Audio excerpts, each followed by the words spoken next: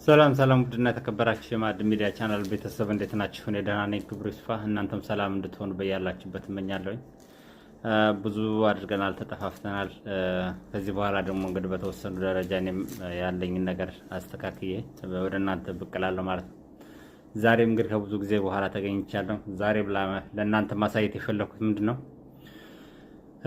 በፊንላንድ ሰው በመቼም በያገሩ የተለያየ አይነት አኗኗር ነው ያለው። እንግዲህ እኛ ደግሞ በዚህ አሁን በሀገር ቤት ስንኖር እንዴት እንደነበር ኑሯችን ሁላችንም እንግዲህ ተመሳሳይ ነው የሚሆነው። ጠዋት ትነሳለህ፣ ስራ ካለ ትሰራለህ፣ ስራ ከሌለህ እንግዲህ ያው መነሳት አይቀርም ብቻ።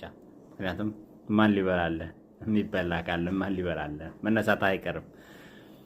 እዚህ ፊንላንድ ላይ ጠዋት ትነሳለህ፣ ያው ተመሳሳይ ነው። ያው ኑሮ በየትም ሀገር ብትሄድ መነሳት አይቀርም። በነጋበት ሰዓት ትነሳለህ። ስራ ያለው ስራ፣ ትምህርት ያለው ትምህርት፣ ትምህርት የሌለው ስራም የሌለው ልጅ ያለው ደግሞ ልጆችን ለማድረስ ይነሳ ማለት ነው። እኔ አሁን በዚህ ሰዓት ላይ ተማሪ ነኝ፣ እየተማርኩ ነው። ግን ልጆችን ለማድረስ በጠዋት ተነሳሁኝ። ገና በደንብ አልነጋም ግን ብርድ አለ በጣም። ለዛ ነው እንደዚህ አድርጌ እንደዚህ ለብሻለሁት። ብርድ ነው በጣም። ጃኬት ለብሻለሁኝ፣ ጓንት አድርገህ ምናምን ነው። ያው እናንተ አሁን ቪዲዮን ለመቅረጽ ነው ጓንት ያወጣሁት። በጣም ብርዳማ ነው። ብርድ ቢሆን ውርጭ ቢሆን ምን እንትን ቢሆን ያው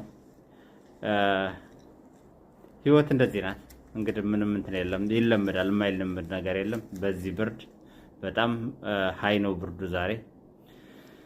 አሁን መኪናዋን አስገብቼ መኪናዋን እዛ እንትኗ ውስጥ አስገብቼ እየመጣሁ ነው እና ይህን ይመስላል እኛ ቀናችን እንግዲህ ባለንበት። እናንተስ ንጋታችሁ እንዴት ይመስላል? ጠዋታችሁ እንዴት ይመስላል? እስኪ ኮመንት ላይ አስቀምጡልኝ እና በያላችሁበት ሰላማችሁ እንዲበዛላችሁ መልካሙን ሁሉ እንዲገጥማችሁ እመኛለሁኝ። ሰላም